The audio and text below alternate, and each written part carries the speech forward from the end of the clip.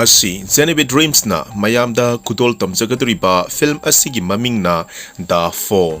Film asi kari kamdawi haina explain tawjarakpada soikiba lankiba yauragasu mayamna ngakpiyu haina channel asigi maikeidagi ningsingjari. Film asi haurakpada aikhoina yamna chauraba jingjau ama ui. Jingjau asida couple amana jing kabasu aikhoina ui. Makhoi Becky amadi magi nupa Den oirami. Makhoi luhongba kuidriba couple ama oiduna mountain climbing da ngauzaba couple su oirami. Sing kabada aki akhang kaya thengnabada makhoi gi nungaijafam haibadu oirami. Makhoi ga lakminaba hunter kaubi friend amasu yaurami. Mahak yamna risk oiba haibadi yamna luba yamna akiba moongda ching kabada ngauzaba nupi ama oirami.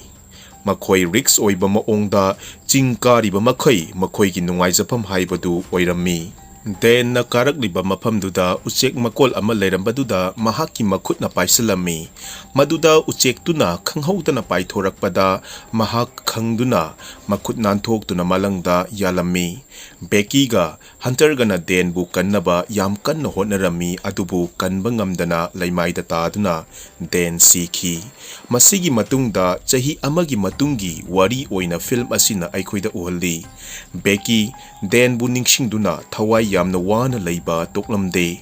Den gi mai thakibagi uttu mangonda thamduna mahakpu ningsinglami. Becky Den gi wakhal kauba ngamnaba haina yu ka hena thaklami. Becky gi mapana Becky gi maongdu yengba ngamdraduna hunter bu Becky gi awaba kaunaba haina kaurami. Makhoi sahi amagi matungda unabasu oirami. Becky na hunter du taramna oklami. Hunter na Becky da tower ama karusi haina haudoklami. Hairiba tower asi 2,000 feet wangba historic oiba tower amani haina sumangonda fongdoklami.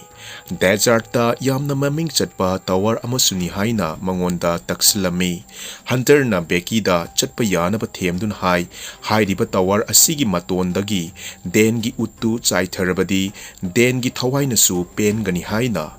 Becky wakan khanba yaba khalaba matung hunter da ayaba pirami. Maduna magi wakal wabadasu khara penthokpa ngamba yai hainasu mahakna khalami. Masidagi makhoi gi journey lakpa hauki. Makhoina lakpada hunter gi block ayama namki.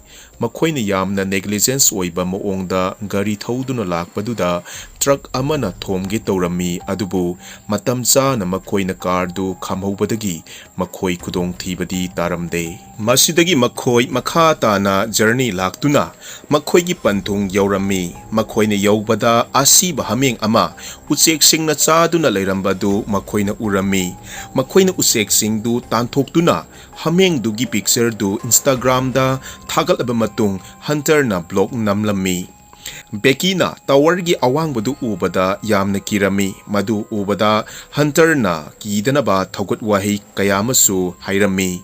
Makhoi climbing gi ready oirabada makhoi kaba hauki. Maduda yotsingdu calling kaba gi mafam kayasu leirami. Becky kina kaba haurami. Makhoina sum karakpana hunter na Becky da hairami. Makhoina karak libadu tower dugi mayai thangba saruk yaure haina. Haibadi makhoina karibasi 1,000 feet yaure haibani. Hairiba height asi Eiffel Tower gi awang bagasu manarami. Makhoina karibaduda nuksitsu yamna sitlami maramdi makhoina karak libasi yamna wanglakpana maram oiraga. Hunter na matol yaugadaba kharadang ngaire hairami. Becky na makha yengtharubada mahak yamna kirami. Magi maongdu ubada hunter na stair du niktuna laknabada Becky du yamna kirami. Asumna leptana karakpana makhoi maton yauba ngamki. Makhoi na karakpada stair gi nat ama nanthokpadu makhoi na uramde. Makhoi harauduna makhoi gi victory pangthoklami. Hunter na drone camera sisinaduna mahaki blog kaya namlami.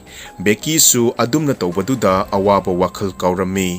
Hunter risk oiba maongda stun tawba pamjabi miyoi ama oibana tower dugi matonda makhutna yanduna photo kaplami. Masigi matungda Becky gi su photo kapnaba insillami. Maduda Becky na kiduna yaninglamde adubu Hunter na akiba kaunaba wahi kaya haiduna Becky su yanduna photo kaplami. ꯃꯁꯤꯒꯤ ꯃꯇꯨꯡꯗ ꯃꯈꯣꯏ ꯑꯅꯤ ꯀꯣꯟꯅꯗꯨꯅ ꯅꯨꯡꯁꯤꯅꯕ ꯐꯣꯡꯗꯣꯛꯂꯝꯃꯤ꯫ ꯕꯦꯀꯤꯅ ꯃꯍꯥꯛꯀꯤ ꯅꯨꯄꯥꯒꯤ ꯎꯠꯇꯨ ꯃꯥꯂꯪꯗ ꯆꯥꯏꯊꯣꯛꯇꯨꯅ ꯃꯍꯥꯛꯀꯤ ꯑꯅꯤꯡꯕ ꯊꯨꯡꯂꯦ ꯈꯜꯂꯝꯃꯤ꯫ ꯃꯁꯤꯒꯤ ꯃꯇꯨꯡꯗ ꯃꯈꯣꯏ ꯑꯅꯤꯅ ꯗꯦꯟꯕꯨ ꯅꯤꯡꯁꯤꯡꯗꯨꯅ ꯀꯞꯂꯝꯃꯤ꯫ ꯃꯈꯣꯏꯒꯤ ꯊꯕꯛ ꯂꯣꯏꯔꯕꯗ ꯃꯈꯣꯏ ꯀꯨꯝꯊꯅꯕ ꯇꯧꯔꯝꯃꯤ꯫ ꯕꯦꯀꯤꯅ ꯍꯥꯟꯅ ꯀꯨꯝꯊꯅꯕ ꯇꯧꯕꯗ ꯉꯁꯥꯏ ꯅꯠ ꯇꯥꯈꯤꯕ ꯁ꯭ꯇꯦꯌꯔꯗꯨ ꯇꯦꯛꯂꯛꯇꯨꯅ ꯕꯦꯀꯤꯗꯨ ꯃꯥꯂꯪꯗ ꯌꯥꯟꯗꯨꯅ ꯂꯩꯔꯝꯃꯤ꯫ ꯍꯟꯇꯔꯅ ꯋꯥꯅ ꯆꯤꯡꯈꯠꯇꯨꯅ ꯕꯦꯀꯤꯗꯨ ꯀꯟꯕꯤꯔꯝꯃꯤ꯫ ꯑꯗꯨꯕꯨ ꯕꯦꯀꯤꯒꯤ ꯕꯦꯒꯇꯤ ꯑꯦꯟꯇꯤꯅꯥꯗ ꯌꯥꯟꯗꯨꯅ ꯂꯩꯔꯝꯃꯤ꯫ ꯍꯥꯏꯔꯤꯕ ꯕꯦꯒ ꯑꯁꯤꯗ ꯃꯈꯣꯏꯒꯤ ꯗ꯭ꯔꯣꯟ ꯀꯦꯃꯦꯔꯥ ꯑꯃꯗꯤ ꯆꯥꯅꯕ ꯆꯤꯟꯖꯥꯛ ꯌꯥꯎꯕ ꯑꯣꯏꯕꯅ ꯃꯈꯣꯏꯅ ꯇꯉꯥꯏ ꯐꯗꯅ ꯂꯧꯕ ꯇꯥꯔꯝꯃꯤ꯫ ꯃꯗꯨꯗ ꯂꯨꯔꯤꯕꯗꯤ ꯃꯈꯣꯏꯅ ꯂꯧꯕ ꯂꯨꯕ ꯃꯐꯝꯗ ꯂꯩꯕꯅ ꯕꯦꯀꯤꯗꯨ ꯌꯥꯝꯅ ꯋꯥꯔꯝꯃꯤ꯫ ꯃꯈꯣꯏꯅ ꯐꯣꯟ ꯄꯨꯊꯣꯛꯇꯨꯅ ꯀꯣꯜ ꯇꯧꯅꯕ ꯇꯧꯕꯗ ꯅꯦꯠꯋꯥꯔꯛꯁꯨ ꯐꯪꯂꯝꯗꯦ꯫ ꯃꯁꯤꯒꯤ ꯃꯇꯨꯡꯗ ꯃꯈꯣꯏꯅ ꯇꯋꯥꯔꯗꯨꯗꯒꯤ ꯏꯃꯔꯖꯦꯟꯁꯤ ꯕꯣꯛꯁ ꯑꯃ ꯊꯦꯡꯅꯗꯨꯅ ꯐ꯭ꯂꯔ ꯒꯟ ꯑꯃꯗꯤ ꯕꯥꯏꯅꯣꯀꯨꯂꯔ ꯊꯦꯡꯅꯔꯝꯃꯤ꯫ ꯃꯗꯨꯗ ꯍꯟꯇꯔꯅ ꯐ꯭ꯂꯔ ꯒꯟꯗꯨ ꯅꯨꯡꯊꯤꯟꯒꯤ ꯃꯇꯝꯗ ꯀꯥꯞꯂꯕꯗꯤ ꯑꯔꯦꯝꯕ ꯇꯥꯒꯅꯤ ꯍꯥꯏꯈꯤ꯫ ꯃꯈꯣꯏꯅ ꯋꯥꯔꯤ ꯁꯥꯗꯨꯅ ꯂꯩꯔꯤꯉꯩꯗ ꯕꯦꯀꯤꯒꯤ ꯐꯩꯒꯟꯗ ꯑꯁꯣꯛꯄ ꯂꯩꯔꯝꯕꯗꯨ ꯎꯕꯗꯒꯤ ꯍꯟꯇꯔꯒꯤ ꯐꯨꯔꯤꯠꯇꯨ ꯂꯧꯊꯣꯛꯂꯒ ꯄꯨꯟꯁꯤꯟꯕꯤꯔꯝꯃꯤ꯫ ꯃꯈꯣꯏꯅ ꯕ꯭ꯂꯣꯒ ꯅꯝꯂꯛꯄ ꯑꯗꯨ ꯃꯇꯥꯡꯗꯨꯗ ꯂꯣꯏꯁꯤꯟꯕꯒꯤ ꯁꯤꯟ ꯑꯣꯏꯔꯝꯃꯤ꯫ ꯍꯟꯇꯔꯅ ꯕꯥꯏꯅꯣꯀꯨꯂꯔ ꯁꯤꯖꯤꯟꯅꯗꯨꯅ ꯑꯀꯣꯏꯕꯗ ꯁꯨꯝ ꯌꯦꯡꯂꯨꯕꯗ ꯒꯥꯔꯤ ꯑꯃ ꯈꯥꯝꯗꯨꯅ ꯂꯩꯕꯗꯨ ꯎꯔꯝꯃꯤ꯫ ꯑꯗꯨꯕꯨ ꯃꯈꯣꯏꯅ ꯂꯥꯎꯗꯨꯅ ꯃꯇꯦꯡ ꯅꯤꯕꯗꯤ ꯉꯝꯂꯝꯗꯦ ꯃꯔꯝꯗꯤ ꯃꯈꯣꯏꯅ ꯂꯩꯔꯤꯕꯗꯨꯒ ꯌꯥꯝꯅ ꯂꯥꯞꯅꯕ ꯑꯣꯏꯕꯅ꯫ ꯍꯟꯇꯔꯅꯁꯨ ꯃꯥꯒꯤ ꯏꯟꯁꯇꯥꯒ꯭ꯔꯥꯝꯗ ꯆꯪꯗꯨꯅ ꯃꯥꯒꯤ ꯊꯥꯒꯠꯈꯤꯕ ꯄꯣꯁꯇꯨ ꯑꯞꯂꯣꯗꯤꯡ ꯁꯛꯁꯦꯁꯐꯨꯜ ꯑꯣꯏꯕ꯭ꯔꯥ ꯍꯥꯏꯅ ꯌꯦꯡꯂꯨꯕꯗ ꯁꯛꯁꯦꯁꯐꯨꯜ ꯑꯣꯏꯔꯝꯗꯨꯅ ꯃꯤꯌꯥꯝꯅ ꯄꯥꯝꯅ ꯂꯥꯏꯛ ꯇꯧꯕꯗꯨ ꯎꯔꯒ ꯃꯍꯥꯛ ꯌꯥꯝꯅ ꯍꯔꯥꯎꯔꯝꯃꯤ꯫ ꯃꯁꯤꯗꯒꯤ ꯈꯪꯏ ꯅꯦꯠꯋꯥꯔꯛꯁꯤ ꯃꯈꯥ ꯊꯪꯕ ꯁꯔꯨꯛꯇꯗꯤ ꯁꯤꯒꯅꯦꯜ ꯐꯪꯏ ꯍꯥꯏꯕ꯫ ꯃꯁꯤꯗꯒꯤ ꯍꯟꯇꯔꯅ ꯃꯥꯒꯤ ꯏꯟꯁꯇꯥꯒ꯭ꯔꯥꯝꯗ ꯃꯈꯣꯏꯕꯨ ꯃꯇꯦꯡ ꯄꯥꯡꯕꯤꯅꯕ ꯄꯣꯁ ꯇꯧꯔꯕ ꯃꯇꯨꯡ ꯊꯧꯔꯤ ꯑꯃꯅ ꯐꯣꯟꯗꯨ ꯀꯤꯁꯤꯟꯗꯨꯅ ꯃꯈꯥꯗ ꯊꯥꯗꯔꯝꯃꯤ꯫ ꯃꯥꯒꯤ ꯐꯣꯂꯣꯋꯔꯁꯤꯡꯅ ꯄꯣꯁꯇꯨ ꯎꯔꯀꯥꯟꯗ ꯃꯈꯣꯏ ꯀꯟꯕꯤꯕ ꯂꯥꯛꯅꯕ ꯇꯧꯈꯤ ꯑꯗꯨꯕꯨ ꯁꯤꯒꯅꯦꯜ ꯑꯃꯨꯛ ꯐꯪꯕ ꯉꯝꯈꯤꯗꯦ꯫ ꯍꯟꯇꯔꯅ ꯐꯣꯟꯗꯨ ꯁꯤꯒꯅꯦꯜ ꯐꯪꯅꯕ ꯀꯟꯅ ꯍꯣꯠꯅꯈꯤ ꯑꯗꯨꯕꯨ ꯑꯔꯦꯝꯕ ꯇꯥꯈꯤ꯫ ꯃꯁꯤꯗꯒꯤ ꯍꯟꯇꯔꯅ ꯃꯥꯒꯤ ꯈꯣꯡꯎꯞꯇ ꯃꯣꯖꯥꯅ ꯐꯣꯟꯗꯨ ꯌꯣꯝꯁꯤꯟꯗꯨꯅ ꯈꯣꯡꯎꯞ ꯃꯅꯨꯡꯗ ꯍꯥꯞꯆꯤꯟꯗꯨꯅ ꯃꯈꯥꯗ ꯂꯪꯊꯗꯨꯅ ꯐꯣꯟꯗꯨ ꯀꯥꯏꯗ꯭ꯔꯕꯗꯤ ꯁꯤꯒꯅꯦꯜ ꯐꯪꯗꯨꯅ ꯃꯥꯒꯤ ꯄꯣꯁꯇꯨ ꯃꯤꯁꯤꯡꯅ ꯎꯗꯨꯅ ꯃꯈꯣꯏꯕꯨ ꯀꯟꯕꯤꯕ ꯂꯥꯛꯀꯅꯤ ꯍꯥꯏꯅ ꯊꯥꯖꯔꯝꯃꯤ꯫ ꯑꯁꯨꯝꯅ ꯈꯣꯡꯎꯞꯇꯨ ꯊꯥꯗꯔꯝꯃꯤ꯫ ꯃꯈꯣꯏꯅꯁꯨ ꯅꯨꯄꯥ ꯑꯃ ꯂꯥꯛꯄꯗꯨ ꯎꯔꯝꯃꯤ꯫ ꯍꯨꯏ ꯑꯃꯁꯨ ꯌꯥꯎꯔꯝꯃꯤ꯫ ꯅꯨꯄꯥꯗꯨꯅ ꯐꯣꯟ ꯇꯧꯗꯨꯅ ꯆꯠꯄꯗꯨ ꯃꯈꯣꯏꯅꯁꯨ ꯎꯈꯤ꯫ ꯃꯁꯤꯗꯒꯤ ꯕꯦꯀꯤꯅ ꯃꯥꯒꯤ ꯈꯣꯡꯎꯞꯇꯨ ꯈꯪꯍꯧꯗꯅ ꯍꯨꯟꯊꯈꯤ꯫ ꯃꯗꯨꯗ ꯅꯨꯄꯥꯗꯨꯅ ꯈꯣꯡꯎꯞ ꯇꯥꯔꯛꯄꯗꯤ ꯈꯪꯂꯝꯃꯤ ꯑꯗꯨꯕꯨ ꯀꯔꯤꯃꯠꯇ ꯇꯧꯗꯅ ꯆꯠꯂꯝꯃꯤ꯫ ꯃꯁꯤꯗꯒꯤ ꯕꯦꯀꯤꯅ ꯐ꯭ꯂꯔ ꯒꯟꯗꯨ ꯀꯥꯞꯀꯦ ꯇꯧꯔꯝꯃꯤ ꯑꯗꯨꯕꯨ ꯍꯟꯇꯔꯅ ꯈꯥꯝꯗꯨꯅ ꯍꯣꯔꯦꯟ ꯅꯨꯃꯤꯗꯥꯡꯗ ꯃꯈꯣꯏꯕꯨ ꯀꯟꯕꯤꯕ ꯃꯤꯑꯣꯏ ꯁꯣꯏꯗꯅ ꯂꯥꯛꯀꯅꯤ ꯈꯟꯗꯨꯅ ꯈꯥꯝꯂꯝꯃꯤ꯫ ꯑꯁꯨꯝꯅ ꯅꯨꯃꯤꯗꯥꯡꯒꯤ ꯃꯇꯝ ꯂꯥꯛꯈꯤ꯫ ꯅꯨꯃꯤꯗꯥꯡꯒꯤ ꯃꯇꯝꯗꯨꯗ ꯕꯦꯀꯤꯅ ꯐꯣꯟ ꯌꯦꯡꯗꯨꯅ ꯃꯇꯝ ꯂꯦꯜꯂꯝꯃꯤ꯫ ꯃꯗꯨꯗ ꯗꯦꯟꯒ ꯍꯟꯇꯔꯒ ꯌꯥꯝꯅ ꯆꯤꯡꯅꯅꯤꯡꯉꯥꯏ ꯑꯣꯏꯕ ꯃꯑꯣꯡꯗ ꯚꯤꯗꯤꯑꯣ ꯑꯃ ꯌꯥꯎꯔꯝꯕꯗꯨꯗ ꯃꯍꯥꯛꯅ ꯌꯥꯝꯅ ꯆꯤꯡꯅꯕꯒ ꯂꯣꯏꯅꯅ ꯉꯛꯂꯝꯃꯤ꯫ ꯇꯥꯟꯖꯥꯗꯨꯗ ꯍꯟꯇꯔꯅ ꯐ꯭ꯂꯔ ꯒꯟꯗꯨ ꯀꯥꯞꯅꯕ ꯍꯥꯏꯔꯝꯃꯤ꯫ ꯑꯁꯨꯝꯅ ꯐ꯭ꯂꯔ ꯒꯟꯗꯨ ꯀꯥꯞꯈꯤ꯫ ꯃꯈꯣꯏꯒꯤ ꯐꯣꯟꯒꯤ ꯐ꯭ꯂꯥꯁꯂꯥꯏꯠꯁꯨ ꯑꯣꯟ ꯇꯧꯗꯨꯅ ꯃꯈꯨꯠ ꯍꯥꯏꯈꯤ꯫ ꯃꯈꯣꯏꯅꯁꯨ ꯃꯤꯑꯣꯏ ꯑꯅꯤ ꯎꯈꯤ ꯑꯗꯨꯕꯨ ꯃꯈꯣꯏꯅ ꯀꯔꯤꯃꯠꯇ ꯃꯇꯦꯡ ꯄꯥꯡꯕꯤꯈꯤꯗꯦ꯫ ꯃꯤꯑꯣꯏꯁꯤꯡꯗꯨꯅ ꯃꯈꯣꯏꯁꯤꯡꯗꯨꯕꯨ ꯎꯕ ꯐꯪꯈꯤꯗꯦ꯫ ꯃꯈꯣꯏꯅ ꯕꯦꯀꯤ ꯍꯣꯏꯒꯤ ꯀꯥꯔꯗꯨ ꯍꯨꯕꯤꯗꯨꯅ ꯄꯨꯈꯤ꯫ ꯃꯈꯣꯏ ꯎꯄꯥꯏ ꯂꯩꯇ꯭ꯔꯗꯨꯅ ꯇꯨꯝꯅꯕ ꯇꯧꯔꯝꯃꯤ꯫ ꯃꯈꯣꯏꯅ ꯇꯨꯝꯅꯕ ꯇꯧꯕꯗ ꯍꯟꯇꯔꯅ ꯇꯥꯒꯦ ꯇꯧꯕꯗꯨ ꯎꯕꯗ ꯕꯦꯀꯤꯅ ꯀꯟꯕꯤꯔꯝꯃꯤ꯫ ꯃꯗꯨꯗ ꯍꯟꯇꯔꯒꯤ ꯃꯈꯣꯡꯗ ꯇꯦꯇꯨ ꯍꯛꯄꯗꯨ ꯕꯦꯀꯤꯅ ꯊꯦꯡꯅꯈꯤ꯫ ꯇꯦꯇꯨ ꯑꯁꯤ 143 ꯊꯥꯔꯝꯃꯤ꯫ ꯍꯥꯏꯔꯤꯕ ꯇꯦꯇꯨ ꯑꯁꯤ ꯎꯕꯗ ꯕꯦꯀꯤꯅ ꯀꯔꯤꯒꯨꯝꯕ ꯑꯃ ꯅꯤꯡꯁꯤꯡꯂꯝꯃꯤ꯫ ꯃꯗꯨꯗꯤ ꯃꯥꯒꯤ ꯅꯨꯄꯥ ꯗꯦꯟꯗ ꯕꯦꯀꯤꯅ "ꯑꯥꯏ ꯂꯚ ꯌꯨ" ꯍꯥꯏꯕꯗ ꯗꯦꯟꯅ 143 ꯍꯥꯏꯕ ꯋꯥꯍꯩ ꯑꯁꯤ ꯇꯠꯇꯅ ꯍꯥꯏꯔꯝꯕ ꯋꯥꯍꯩ ꯑꯃ ꯑꯣꯏꯔꯝꯃꯤ꯫ ꯃꯁꯤꯗꯒꯤ ꯈꯪꯈꯤ ꯍꯟꯇꯔꯒ ꯗꯦꯟꯒ ꯃꯔꯤ ꯂꯩꯅꯔꯝꯃꯤ ꯍꯥꯏꯕꯁꯤ꯫ ꯍꯟꯇꯔꯁꯨ ꯆꯦꯟꯐꯝ ꯂꯩꯇꯕꯅ ꯍꯟꯇꯔꯒ ꯗꯦꯟꯒ ꯂꯩꯅꯈꯤꯕ ꯃꯔꯤ ꯑꯗꯨ ꯍꯥꯏꯗꯣꯛꯂꯝꯃꯤ꯫ ꯍꯤꯔꯝ ꯑꯁꯤ ꯈꯪꯂꯕꯗ ꯕꯦꯀꯤ ꯋꯥꯈꯜ ꯑꯃ ꯂꯥꯛꯂꯝꯃꯤ꯫ ꯍꯟꯇꯔꯅꯁꯨ ꯕꯦꯀꯤꯗ ꯂꯥꯜꯂꯦ ꯍꯥꯏꯖꯔꯝꯃꯤ꯫ ꯕꯦꯀꯤꯅꯁꯨ ꯃꯥꯒꯤ ꯕꯦꯒꯇ ꯗ꯭ꯔꯣꯟ ꯀꯦꯃꯦꯔꯥ ꯑꯃꯗꯤ ꯏꯁꯤꯡ ꯕꯣꯇꯜ ꯑꯃ ꯌꯥꯎꯕꯗꯨ ꯅꯤꯡꯁꯤꯡꯂꯛꯈꯤ꯫ ꯍꯟꯇꯔꯅ ꯕꯦꯒꯇꯨ ꯃꯍꯥꯛꯅ ꯂꯧꯕ ꯆꯠꯀꯦ ꯍꯥꯏꯔꯝꯃꯤ꯫ ꯃꯁꯤꯗꯒꯤ ꯍꯟꯇꯔꯅ ꯀꯣꯆꯤꯗꯨ ꯇꯋꯥꯔꯗ ꯌꯥꯟꯁꯤꯟꯗꯨꯅ ꯀꯨꯝꯊꯕ ꯍꯧꯔꯝꯃꯤ꯫ ꯃꯍꯥꯛꯅ ꯁꯨꯝ ꯀꯨꯝꯊꯕꯗ ꯊꯧꯔꯤꯗꯨꯅ ꯕꯦꯒ ꯂꯩꯔꯤꯕ ꯃꯐꯝꯗꯨ ꯌꯧꯕ ꯉꯝꯂꯝꯗꯦ꯫ ꯃꯗꯨꯗꯒꯤ ꯍꯟꯇꯔꯅ ꯆꯣꯡꯗꯨꯅ ꯕꯦꯒꯇꯨꯒꯤ ꯃꯅꯥꯛꯇ ꯌꯧꯈꯤ꯫ mahakna bag phanglaba matung mahakna thori du amuk lamba phangdabana mahaki selfie stick tu da bag tu haplaga thori tu da yansalami madudagi mahakna chongkhatuna thori tu da yalami masidagi mahakna tapna karakhi khanghaudana hunter du makhut nan thok tu na tarami madu ubada beki mapi ta na kapki mahakna wakhal haifet lakpada hunter du yanduna leibadu urami hunter du hingli haibadu mahakna khanglami adubu mahaki makuttu soktuna kaba ngamdri khangki masidagi beki na magi araiba pangal season aduna hunter bu chingkhatuna kanbiki masiki matungda makhoi ising thaktuna amadi makhoi bu kanbinaba wahai iduna drone da haplaga drone du paihanki drone du khara paiba hauraga battery low oiraktuna makhoigi nakta muk pairakhi asumna muk numidangi matam oirakhi hunter du siduna leiramba amadi magi masada uchek singna chaatuna leirambadu beki na thengnakhi beki mikap tholak-tuna uribadu mamangni khanglakhi masidagi mahakna tower da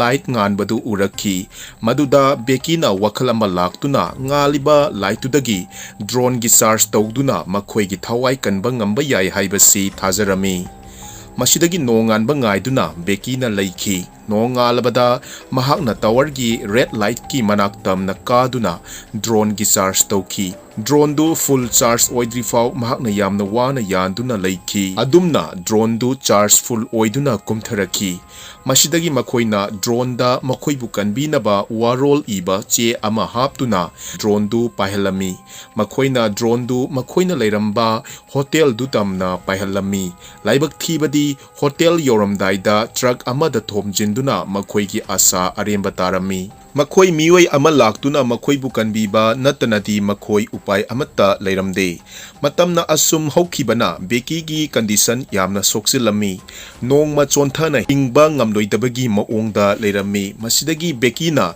hunter gi khunguptu gi manungda magi phone du hapchinduna langthana ba hairami masina tana makhoi gi atai pambai amatta leiramde maduda hunter na yaramde masidagi film asina aikoida khangali madudi hunter di ngasai beki gi bag longnaba chongthabada siduna uchek singna chaduna leibadu mahakna urami adubu mahaki wakhalda mathanta leiba kibana mahaki wakhalda hunter na hinglamlabadi makhoi punna hingnaba hotnaramgani khanbani haibasi film asina uhalli masidagi bekina magi phone da mahaki aroiba warol kapna record tawduna konna mapana phone du thengnaduna yengnaba tawraba matung mahak wamanduna wa ama fau ngangba ngamdana mahak ngathaduna leirami uchek ama laktuna magi asopadu chaba horami maduda mahakna makeup tholaktuna uchek tu hatlaga hingna uchek tu chaduna mahaki energy khara fanglami somdana mahaki mapana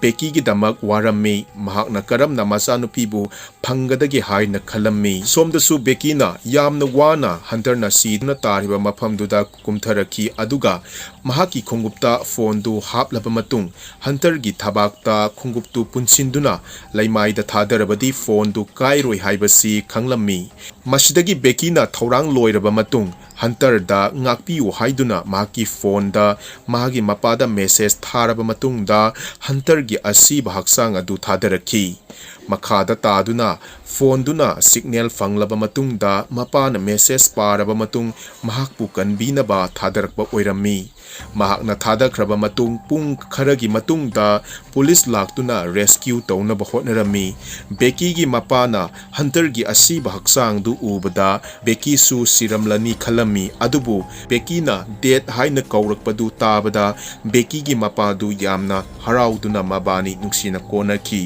asumna film asi loisalli